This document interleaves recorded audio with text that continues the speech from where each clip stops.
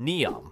A 170-kilometer mirror stands in the Saudi desert, 500 meters tall, designed to house 9 million people in a straight line because curves, apparently, waste space. The world's most expensive hallway. You wake up 300 floors above sand. Your apartment is glass and steel. Your grocery store is 80 kilometers away. This isn't traffic, it's geography. You're living in a sentence with no punctuation. The architects promised high-speed rail between neighborhoods. You'd need it just to grab coffee with someone 3 districts over. Construction started in 2021, $500 billion committed. 3 years later, $50 billion burned, and reality arrived with receipts. The first phase collapsed from 170 kilometers to 2.4. Not a typo, 2.4 kilometers. Completion estimates sometime around 2080. Final cost projections hit $8.8 trillion. The pitch seduced everyone. Zero carbon, zero cars, zero sprawl. A clean line through desert, efficient as code. What they forgot, humans aren't code. We detour, we improvise, we build corner stores and third places that make no sense on blueprints, but somehow work in practice. The line tried eliminating all of that, and eliminated the one ingredient cities need: people willing to live there. So here we are in 2025, a 2.4-kilometer monument to ambition without nuance. Built for 9 million, lucky to house 9,000. The mirrors still work beautifully. They just reflect each other now. Can you even call it a city at 2.4 kilometers? Or is that just an expensive condo? The Saudis marketed this as tomorrow's urbanism. Turns out tomorrow's urbanism looks identical to yesterday's. Expensive, isolated, severed from how humans actually exist. Progress, if you ignore those 168 kilometers they quietly erased. Celebration.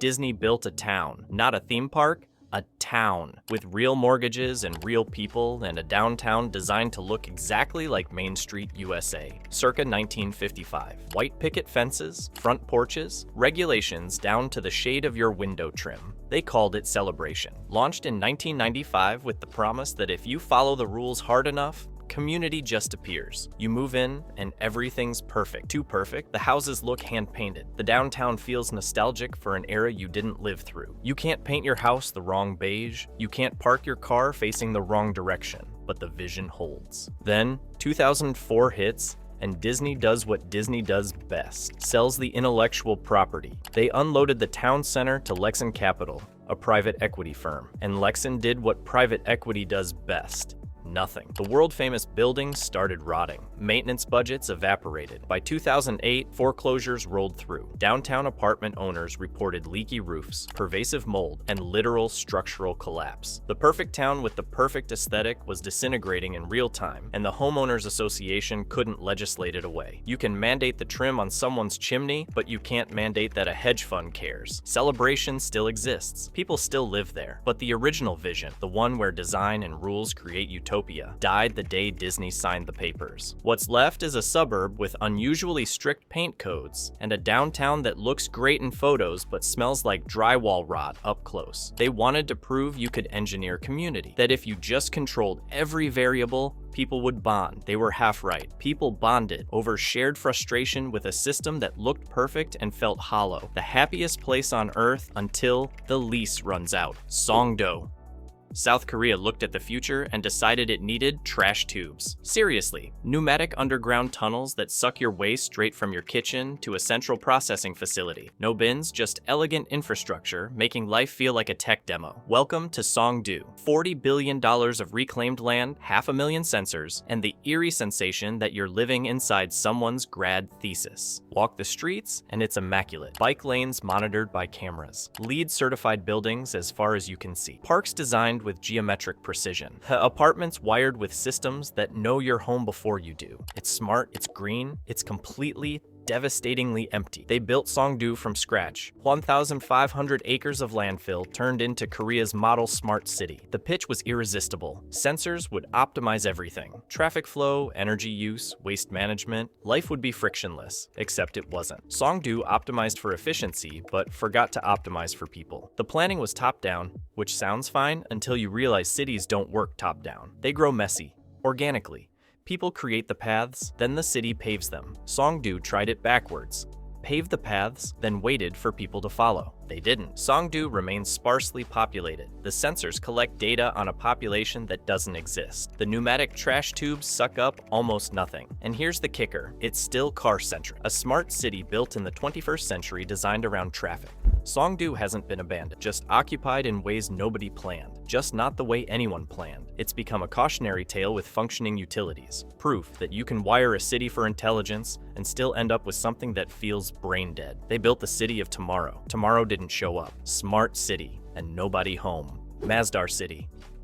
Abu Dhabi decided to fix climate change. Not globally, just in a small, perfectly controlled zone in the middle of the desert. They'd build the world's first zero-carbon city. Solar panels everywhere, no cars. Just clean energy and driverless pod cars gliding people through sustainability theater while the rest of the emirate burned oil 20 kilometers away. They called it Masdar. Launched in 2006 with 22 billion and the confidence of a petrostate trying to rebrand. Imagine it. Streets designed for shade, buildings angled to catch wind, a city powered entirely by the sun it's trying to escape. The pod cars zip around on magnetic tracks, ready to shuttle residents between carbon-neutral apartments and carbon-neutral offices. Except there are no residents, just students, a few researchers, and the lingering sense that you're walking through a proof of concept. By 2024, only 6,000 people live there, mostly students and foreign experts. The original plan called for 50,000. The vision was noble: zero carbon emissions,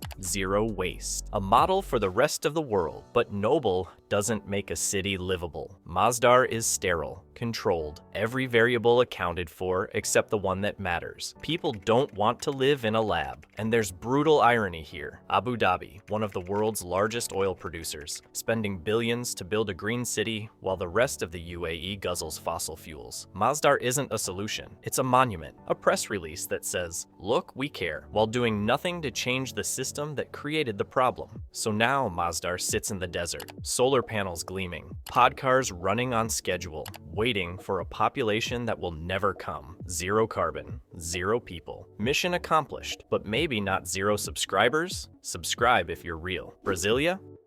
Brazil had a problem in 1956. The coast was crowded, inequality was crushing, and Rio de Janeiro was a capital that reflected everything wrong with the country. So they did what any ambitious mid-century government would do. They built a new one, from scratch. In the middle of nowhere. They called it Brasilia, shaped like an airplane, because nothing says progress like a city you can only understand from above. Stand on the ground, and it doesn't look like an airplane. It looks like a highway interchange got promoted. The city was designed by Lucio Costa, laid out on modernist principles that valued order, efficiency, and the automobile above all else. Oscar Niemeyer designed the buildings, sweeping concrete curves that photograph beautifully and live terribly. The plan was utopian, everyone equal, everything organized. They inaugurated it in 1960. The new capital was supposed to eliminate favelas, erase class divisions, and prove that rational design could solve irrational problems. It did none of those things. Here's what actually happened. Brasilia became a city for the elite. The original planned city, the airplane shape everyone talks about, houses fewer than 10% of the metro area's 2.5 million people. The workers who built it, they weren't invited to stay. They were shoved into satellite towns on the periphery. Ceilândia, one of those towns, now contains Sol Nascente, one of the largest slums in Latin America. The people who clean Brasilia's government buildings, who serve lunch in its modernist cafeterias, commute hours from favelas the city was designed to eliminate. Brasilia didn't solve inequality, it just reorganized it. The elite got the airplane. The workers got the wings clipped off and reassembled into sprawl. And the worst part? It's a car city. They designed a capital around traffic in a country where most people couldn't afford cars. The neighborhoods are isolated blocks separated by massive roads. There's no street life, no corner stores, no accidental interactions. You drive or you're stranded. Oscar Niemeyer's buildings are gorgeous. The National Congress looks like a spaceship. The cathedral is a concrete crown. But beauty doesn't make a city work, and Brasilia doesn't work. Not for the people who actually live there. It works for architects who visit for a weekend, take photos, and leave. The dream was equality through design. The reality is a city divided by design. You can see it from space. The planned core, the sprawling periphery, an airplane that never took off. They drew an airplane. It never left the ground. Canberra. Australia needed a capital. Sydney and Melbourne couldn't stop fighting over it, so in 1913, they did the rational thing, built a new one halfway between them. They hired an American architect, handed him a blank plateau, and told him to design the perfect city. Geometric boulevards, circular motifs, a parliament house on a hill. Canberra would be order incarnate. It worked too well. Today, Canberra is one of the wealthiest, most educated cities in Australia. It's also one of the least affordable. Median home prices are 6 times median household income, double the ratio from 2001. Here's the kicker. More than 2/3 of the city's urban land is locked in RZ1 zoning. You can't subdivide, can't build duplexes, can't add density. The city that was perfectly planned has planned itself into a corner. The circles and radial boulevards look stunning from above. From the ground, they're a locked gate, and it's deliberate. Canberra's planning laws don't just restrict density, they enshrine it. The people who live there now like it this way. Low-rise, spacious, quiet. They got in early, bought homes when prices were reasonable, and now their property values depend on nothing changing. So nothing changes. The zoning stays, the prices climb. Canberra is a city designed by an architect and maintained by a homeowners association. It's beautiful, functional, and sterile. And increasingly, it's a capital only the capital class can afford. Think of public servants, lobbyists, politicians, the people who make decisions about housing policy while living in a city where housing policy locked everyone else out. The geometry still works. The circles are perfect, but perfection has a cost, and that cost is measured in locked doors and rising rents. Perfect circles, circular logic. Milton Keynes. Britain decided in 1967 to solve its housing crisis the old-fashioned way, build an entire city from scratch. They picked a patch of Buckinghamshire, drew up plans for 250,000 people, and called it Milton Keynes. The plan was generous, low-density housing, parks everywhere, and roundabouts. So many roundabouts, over 130 of them. It worked. Milton Keynes became Britain's biggest and most successful new town experiment. They hit every housing target, exceeded them. Developers built, people moved in, and then something broke. Today, house prices in Milton Keynes are 8.47 times average earnings. The city that solved supply couldn't solve access. They built the houses, priced out the humans. Here's the absurdity.